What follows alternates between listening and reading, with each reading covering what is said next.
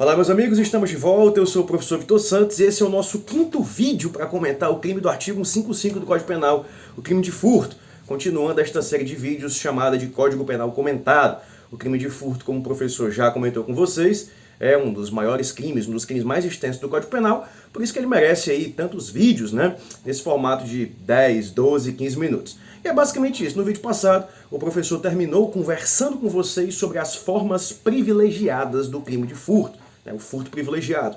E nesse vídeo, vamos simplesmente terminar o crime de furto, né. Agora eu vou conversar com vocês sobre todas as formas qualificadas do crime de furto. O crime de furto tem várias formas qualificadas, vou comentar todas aqui com vocês agora, mas vou tentar focar naquelas que realmente são mais importantes, tá certo? Então é basicamente isso. Como eu disse no vídeo passado, o professor terminou conversando com vocês sobre o artigo 155, mas na sua forma privilegiada, né?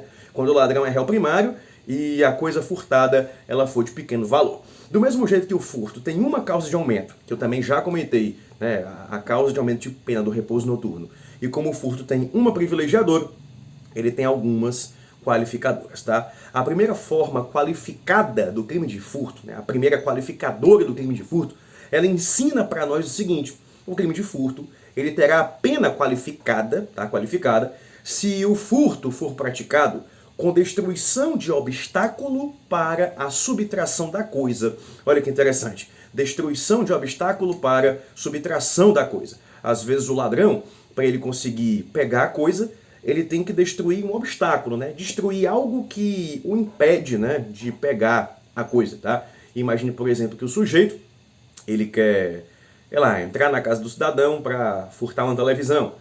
Então ele tem que arrombar o portão, né?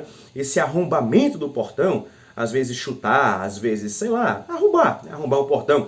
Esse arrombamento do portão, para entrar e pegar a televisão, seria essa primeira qualificadora, tá? Destruição de obstáculo para subtração da coisa. Às vezes o sujeito, é muito comum isso, né? É muito comum essa espécie de furto, quando praticada a veículos, né, estacionados. Realmente é muito comum. Por isso que é tão importante não deixar nada dentro do carro, né? Às vezes o ladrão passa e vê que dentro do carro tem, sei lá, uma mochila, um computador, um notebook.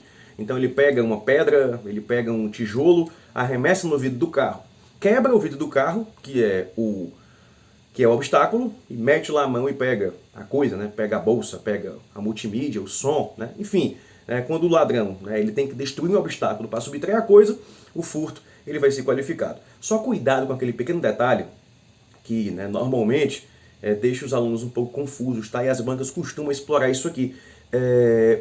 A lei não tem palavras inúteis, né?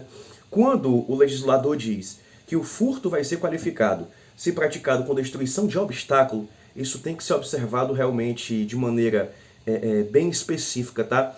Não pode o ladrão destruir qualquer coisa, tá? Fica atento a isso. O ladrão tem que destruir exclusivamente um obstáculo, tá? Se o sujeito vai destruir, aliás, se o sujeito destrói a própria coisa que ele vai levar, o furto é simples, tá? Tem que destruir um obstáculo, ele não pode destruir a própria coisa que ele está levando, senão não qualifica, tá certo? Essa é a primeira forma qualificada do crime de furto. Avançando. A segunda forma qualificada do crime de furto diz para nós que o furto também vai ser qualificado quando praticado mediante abuso de confiança, fraude, escalada ou destreza, né? São 4 qualificadoras em um dispositivo só. Abuso de confiança, fraude, escalada ou destreza. Professor, vamos trabalhar cada uma delas de maneira individualizada, tá? Começando, o que significa abuso de confiança? O que significa abuso de confiança? Meus amigos, é algo muito tranquilo, tá? É algo muito fácil. O abuso de confiança, ele vai existir, só arrumar aqui um pouquinho a câmera, pronto. O abuso de confiança, ele vai existir quando houver traição, né? Quando houver traição. Isso é algo realmente muito interessante. Abuso de confiança é a mesma coisa que traição, tá? A vítima, ela tem uma confiança no ladrão. Então o ladrão trai a sua confiança, subtraindo, furtando algo da sua casa, tá certo? Isso é algo que é muito comum, por exemplo, no crime de furto praticado por empregados domésticos. No crime de furto praticado por empregados domésticos, existe com certeza um abuso de confiança, né? Existe com certeza um abuso de confiança. Você confia na empregada doméstica, ela fica sozinha em casa, tem a chave, tem acesso a tudo da casa, né? Porque você confia nela. Ela quebra essa confiança e furta você, furta a sua casa, seria um caso perfeito de abuso de confiança. Só cuidado que na hora da prova, o aluno ele quer subentender isso, tá? O aluno ele quer subentender que devido a uma certa proximidade que as pessoas tenham, existe, né, presumidamente confiança. Cuidado com isso, tá? Você não pode presumir abuso de confiança. A banca tem que dizer claramente que a vítima confia no ladrão. Por exemplo, é muito comum na hora da prova o aluno se deparar com situações, por exemplo, a banca diz, um irmão furtou outro irmão. Aí o aluno, abuso de confiança. Calma, cara. Não é porque eles são irmãos que automaticamente um confia no outro, né? Aqui em casa é um exemplo bem tradicional disso. Mas abuso de confiança é isso aí, quando a vítima confia no ladrão.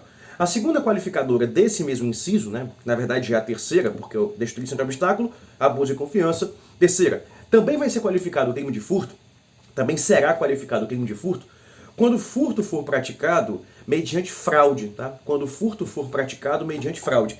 Se o furto for praticado mediante fraude, ele também será qualificado nos mesmos moldes, tá? Outro dispositivo, só abrindo aqui a legislação, outro dispositivo que você também precisa tomar cuidado, porque tem outro crime contra o patrimônio que também tem fraude, tá? Que é o crime de estelionato. E, meu amigo, se eu fosse para escolher o tema mais importante dessa série de vídeos de crimes contra o patrimônio, talvez fosse esse aqui, tá?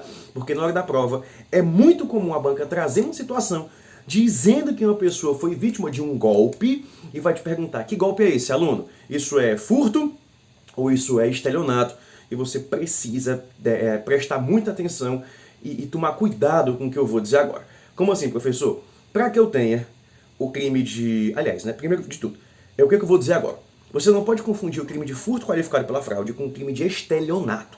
São dois crimes muito parecidos, até a pena, inclusive, é bem parecida, tá? Os dois crimes têm fraude, que é engodo, que é enganação, que é aplicar um golpe em alguém, e nenhum dos dois tem violência e nenhum dos dois tem ameaça. Ou seja, são crimes que são deverazmente muito parecidos.